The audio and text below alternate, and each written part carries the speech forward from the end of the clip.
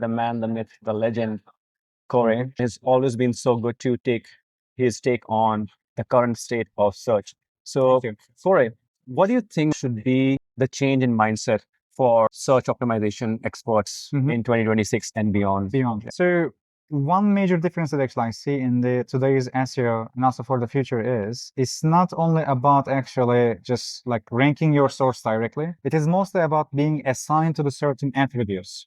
Meaning that if somebody searches, for instance, let's say survey software for a small business, ranking for this query term is of course one of our purposes, which is not going to be changing that quickly, I believe. But also appearing directly on the LLMs and the AI answers for this attribution is important. And sometimes this attribution doesn't come from actually the content that you are publishing. It is coming from the third-party sources, whether from a forum or from a social media platform or a kind of backlink article that you have created. And usually I try to explain people that you should be taking all the attributes or all the features or the specs that are existing in your industry and make a scraping project in a very easy way. Let's say the best survey softwares for XYZ, or best QR code generator for small businesses, for enterprises, for creativity, or etc. Then scrape all the answers for maybe 7 days and try to see which corroboration pages or extraction pages search engines or LLMs are using and how you can change the consensus and this open web information. Because it's not only about getting a link from that document anymore. It is a little bit about actually declaring yourself with certain aspects more than the others. And sometimes AI, since it is using chain of reasoning, when I say that, for instance, the QR code generator for best design, it tries to also get design aspects with derived sub-attributes. For instance, unique designs or logos or customizable shapes as rounded, etc. Sometimes, even if you don't have these things, you can still actually declare your entity with these attributes and you can still get the ranking. Because we sometimes also see that if a chain of reasoning is classifying you with certain attributes, it also helps for your regular rankings too. It might not be coming from the links that you have or the content that you have, but it might be coming a little bit from how you are being classified by these LLMs and what the consensus and open web is keeping you in where actually or how they are defining you. You mentioned information being pulled from third-party sources. Do you think it makes sense how people were building topical authority on their own site? Now they build topical authority across web. That's a great point. Because I didn't call it in this way, but in my community, James Tully, I believe, came up with it. Because he checked some of my files. He asked me that, okay, show me some of your actually publication projects. And he actually saw and said that this is like an external topical. Because we all determine all the domains that we are going to be publishing. We also determine all the topics that we'll be publishing on these domains too. Because we don't publish every topic for every domain. If, let's say, we want to be ranking for Houston car accident attorney, and I need to publish something about Houston car accident statistics.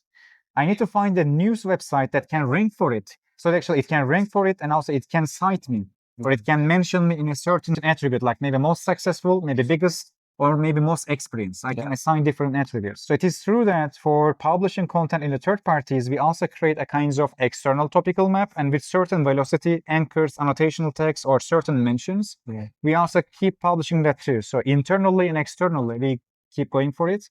Usually from this external topical maps, we can get 3 things. Either you can get a link, you can get a mention, or you can get a claim. Personally, I care about claim because if there is a claim or declaration about the entity there, it actually helps for ranking in a better way. We do these third-party publications through outreach and other aspects as well. You've analyzed and you've seen all sorts of gray hat, black hat, white hat techniques being used for Google manipulation.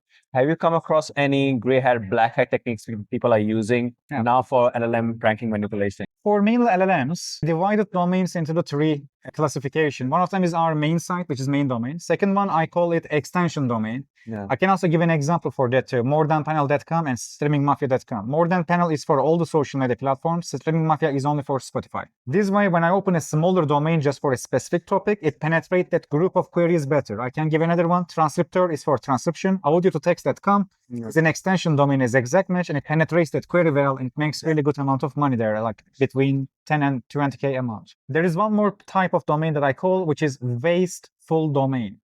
I call it in this way because I can open too many different domains and I don't care about what content I put there that much, to be honest. Because my purpose with these domains is only using their exact or partial match phrases to affect or impact the AI results. Let's say we search for best car accident attorney in Los Angeles for Filipinos. So this is a very specific query term. I can open actually correction attorney, Filipino or Philippines or something like that as a domain. And I can start to put lots of pages in there.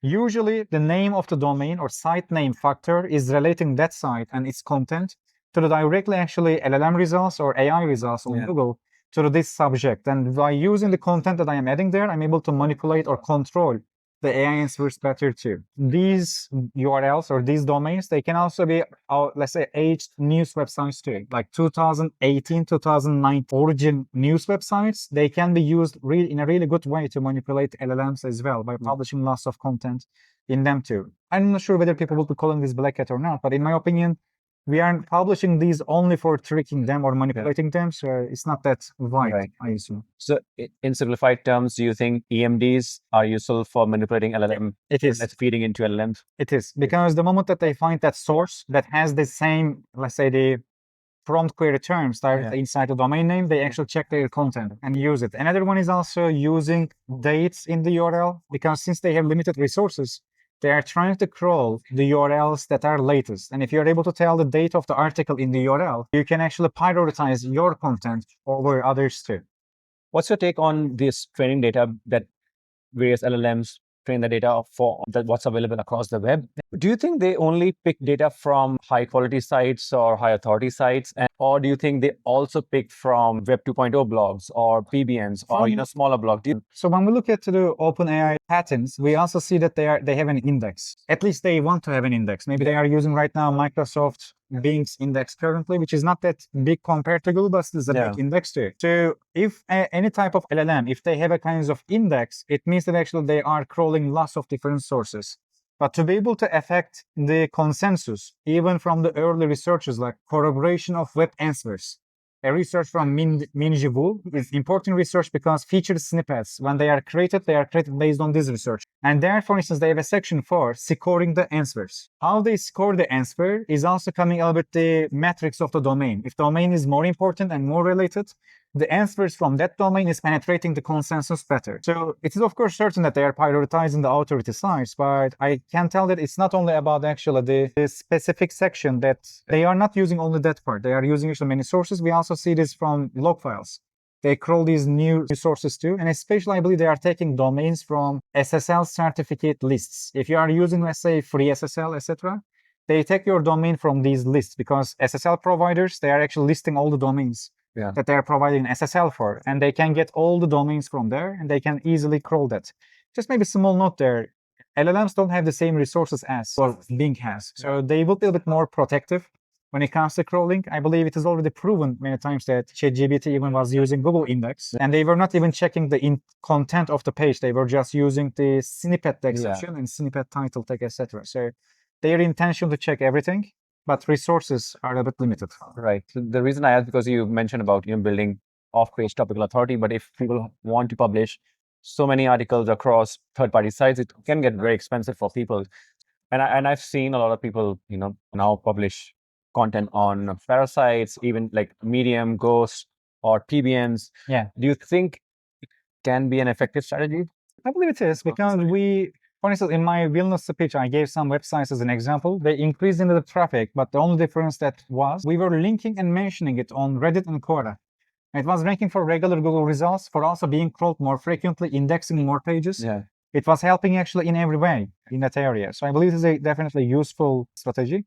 The only thing there is, these platforms, they are getting also stricter too. Even in Reddit, for instance, just upvoting gets harder. Yeah. And the subreddit opening is not easy as before. Many accounts are being banned as well. For that too, usually I suggest actually buying Gmail accounts and using platforms like AdSpower with some professional level proxies. Maybe I can also mention them in a friendly way. I believe any IP is a good proxy provider as well for this purpose. What was the tool you mentioned? AdSpower. AdSpower is basically a platform that you're adding your Gmails, your proxies, and there are different type of warm-up strategies for different social media platforms. You're able to open what they call Sun browser, meaning that then when you click to open, it opens a browser, but it is actually working from the proxy location that you have. And you can actually automate lots of different social media engagement or commenting or upvoting or many other areas there. But I believe if you don't have enough level of budget, you can definitely use these type of sources. And if it is for local SEO, since index size is smaller and queries are more specific, these will be more functional. But when it comes to the projects like, let's say, the dating site, Best VPN, again, QR code or survey software or real estate, etc. Let's say you want to compete with Zillow and you want to get appearance for, let's say, the best real estate website for Florida. Zillow will be there definitely, and Realtor will be there, and you want to be still mentioned in that area too. Social media platforms would be good. Usually what I do is I go to the SEMrush or Ahrefs or whatever, like Senuto, for instance. I get all the Reddit queries that ranks on Google for my query terms. Then I create this list of Reddits. I check which subreddit is especially ranking there, and I create accounts that are getting karma, especially on that subreddit. Then I start blending the data on that subreddit to change the results as well, which is actually free, just it takes time. But I suggest people to use some VAs or some other people, because if you're also a business owner, it's going to be really headache to do these things at the same time. I've seen some people replicate good performing threads on Reddit, and they replicate it and into their own stuff. It is exactly how topical authority works too, because in topical authority, Google actually chooses some domains for some topics. Same thing also happens for Medium or for Reddit too, because this is about also inorganic site structure. We see reddit.com like a single site, but it's not a single site. Every subreddit on reddit.com is actually representing a different site. And for certain topics, they choose certain subreddits. And if you actually replicate these questions with more engagement, it means that you can replace that subreddit for that topic as well. So it's actually there. Yes, it's definitely the right strategy. Why do you think listicles are being surfaced a lot in these LLM citations? The first thing is there about product review update, because during product review update, they also launched some patterns, which is only about listicles. They also have a backend system that they check which entity appears in how many lists by what resource. And maybe people remember around 2024, during especially these product review updates too, they launched some new search features. And when you search for a best query, it was giving you some entities and telling that how many list is favoring it. Maybe some of them remember this. Technically, when you search for best ones or useful ones, basically, they have to get these listicles from the web and they have to create it. So while they are searching for listicles and constructing a SERP on that, they can't stop using it.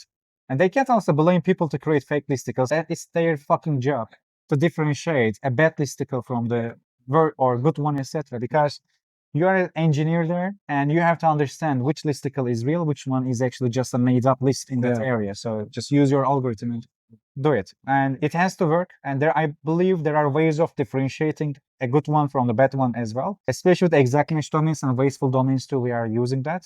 But there is not that much any other way, because other way is more expensive for Google. If I don't use listicles, then I have to actually crawl more pages, extract information from small passages, and construct a consensus through that. But instead, I can just check a HTML list across 500 domains, and I can get an aggregation. Which one is cheaper?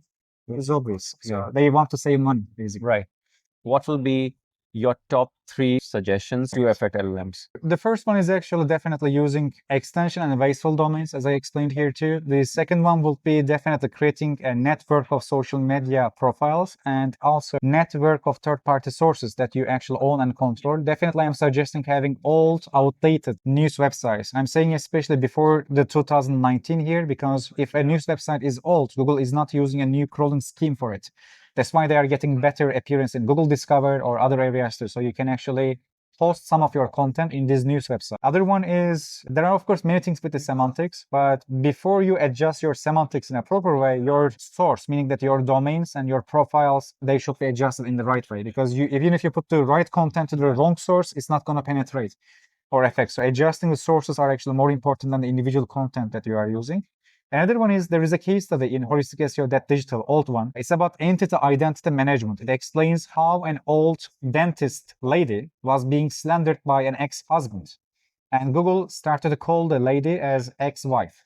And she was basically irritated by them. And she wanted to change her knowledge panel. This was even before the change. And we changed her knowledge panel. And when we asked who is Emma Kühler or who is this person, results were changing. Basically, we were competing with national authoritative news websites by using local small news websites. If you compare these articles to each other, you can get what type of sentence structure differences actually penetrate better too. But there are a couple of things there, of course. I can tell some general rules. I try to avoid using too many adverbs, too many adjectives. Always try to make the sentences shorter as possible. I always differentiate opinionated content from the factual content. Trying to include more numbers or the numeric values is also helpful too.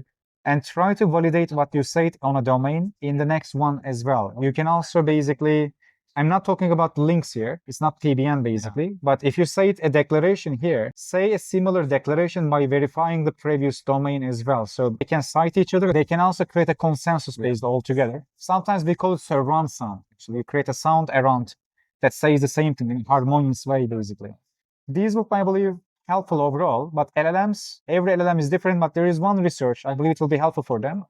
Check rank anything first framework. It is actually coming a research paper called Are Large Language Models Reliable Rankers? It tries to explain you how microsemantics, it's my term, but I will explain in a simple way.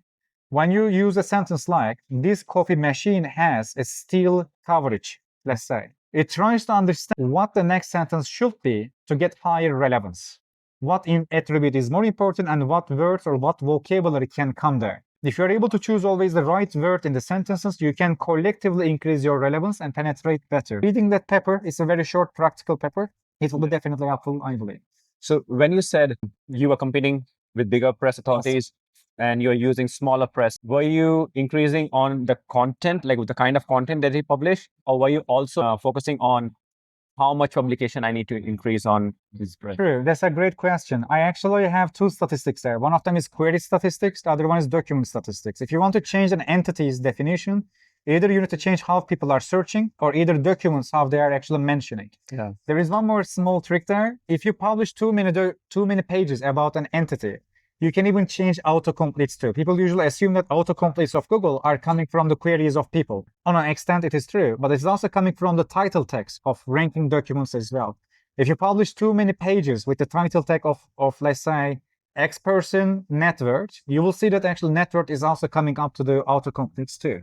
Meaning that actually when we publish multiple pages or more pages than actually these national authoritative ones, and when we are able to also put more proper sentence structures with more questions and more answer pairs there as well and more relations too, it was able to define this entity in a better and more authoritative way than just authoritative size as well, because we created a huge information gap. We added lots of attributes or new attributes. Authoritative ones are only talking about why they got divorced. But on my hand, actually, I'm talking about she is a sculptor, she's a dentist, she is actually also a scientist, and many other things. So when I publish all these documents, they started to change, people also ask, they started to change actual autocompletes too, because index is bigger and majority of the index is coming from me. So when you actually control most of the documents, document statistics wise, you can also control what Google is going to be thinking in a better way. Right. You had also mentioned about creating a lot of social media profiles. Do you also suggest that don't just create, but also build more content in a certain manner on these profiles, or just creation is enough? Not just creation, actually. We also try to add posts, but usually we tell them, for instance, for Reddit, for creating karma, we just tell scroll and like, which creates like 5,000 karma already. For Facebook and others, I actually suggest auto shares or be member of some groups and share in the public groups, especially actually you can be mentioned in their index. But Google is indexing lots of groups, and if they are also linking you or mentioning you, it is also a kind of advantage as well. So we wouldn't be spending that much manual time there, but software is able to do this in a very realistic way already. Cool. Thank you so much, Koray. That was Thank you. It's always a pleasure. Always insightful to hear from you. Thank you so much.